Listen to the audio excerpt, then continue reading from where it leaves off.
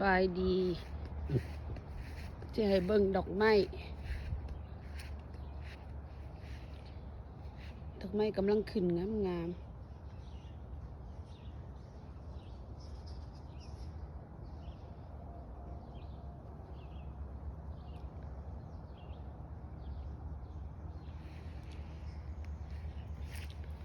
ดอกอันนี้ก็งามเลยแนวมัน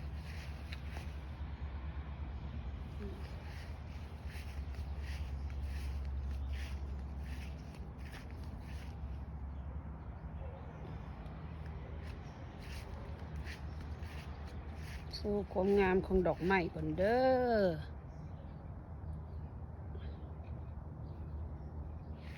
แล้วดูนี่เมนตัวนี้ขึ้นยังพวกบ่ทันได้ขึ้นก็มีตัวนี้ขึ้นสุดท้าย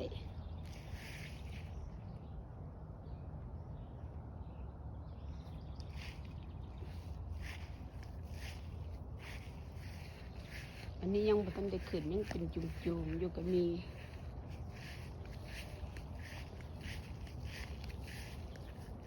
อันนี้กำลังสิบานคือกันนี่กำลังคอยบานขึ้นเมื่อ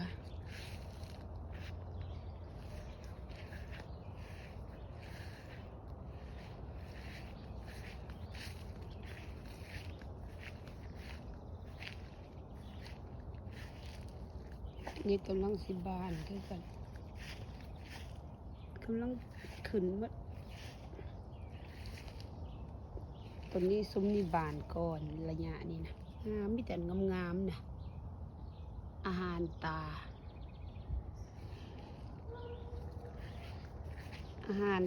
ตอนเช้ามาโตบดขึ้นกับสุดท้ายอันนี้ก็งา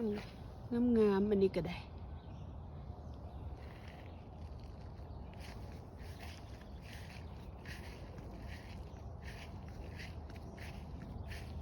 อันนี้ก็งามอันนี้ก็ได้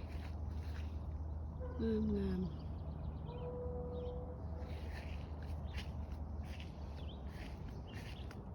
นี่กระดุดออกมาเห็ดนานหมกเพชรอันนี้กำลังจูบขึ้นมาได้ในปีนี้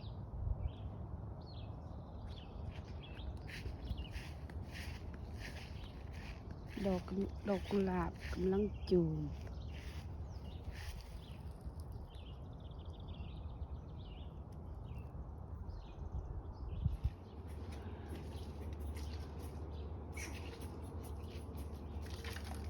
อันนี้ก็หอกลายผิดปกติติมันขึ้นต้นไม้เบิ่งผลโอ้ย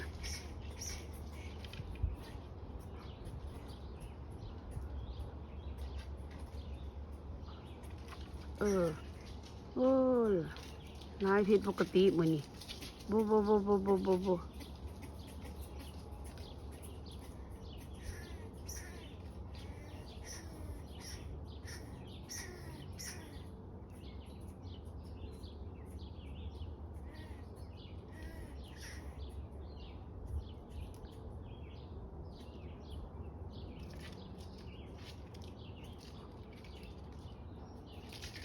พุ่น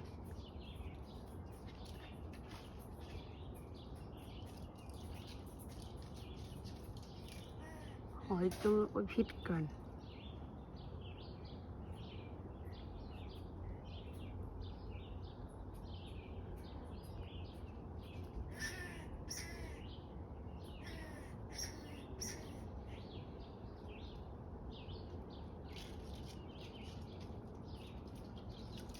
พุ่น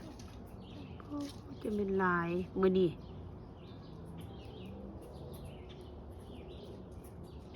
พุ่นตัวนั้นโตนลงมาตั้งบนโอ้โห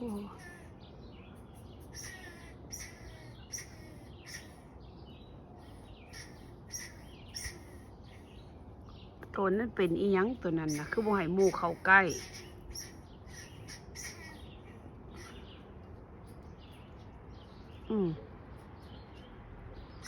ตัวดำบ่ให้หมู่เข้าใกล้นะเนี่ย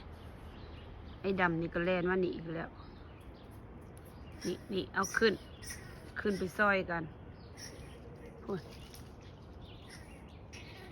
โอ้ขึ้น ขึ้นไปซอยกันโทษจะเป็นลายมื้อนี้คือผิดปกติแต่ว่า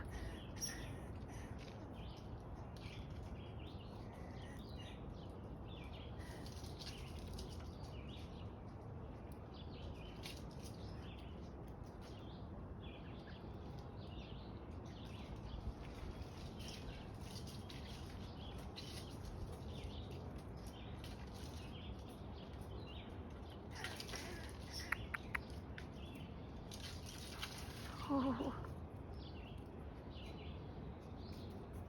ตัวดำกับตัวขาวพิษกันลงมาเห็นอย่างนี้มื้อนี้พวกเจ้าเฮ็ดปาร์ตี้ว่ะ Are you guys make party today?